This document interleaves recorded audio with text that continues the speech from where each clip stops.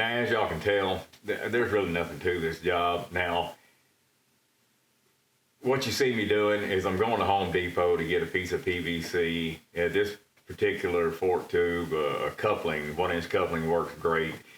And it's just to be able to install the seal without damaging the tube itself or even the slider. Now, I get the 1-inch coupling, I cut it in half.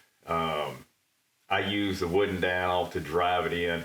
The reason I'm using the wooden dowel is just in case I bump the tube itself, it's not going to hurt anything.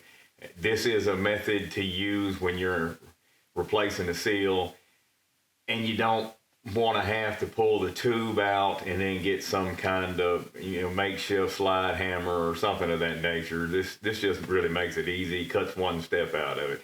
Now, the other way that it can be done, and it really depends on whether or not you're using an 1 3/8 socket or you're using a combination wrench. Now, obviously, with a combination wrench, you're not going to be able to install the seal using it without putting it on the slider and using the little tool. Now, you can see right here that I'm installing it using the socket. Now, personally, I prefer to install it while the slider's on the tube.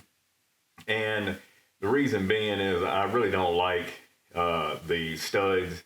I mean, I don't like hammering on the slider and it having to sit on top of the studs. Even though I'm using wood, I don't know, I just prefer not to. I've got this other method, so, you know, I would rather install it with the slider on. Now, personally, I have a special tool that costs a couple $100, which y'all don't need, as you can see, and it allows me to install it without having to use a trick, you know. And so, anyhow, the price of it, the materials, a little over $8. I mean, it wasn't nothing to it. And also, I use Type E fork oil. Now, that's just what Harley recommends in most of their bikes. But you can use Bel Ray. There's different performance fluids. You can use them. I mean, you don't have to use Type E. Anyway, so I'm going to end it here. Go drink a cold beer. I'll see y'all on the next one.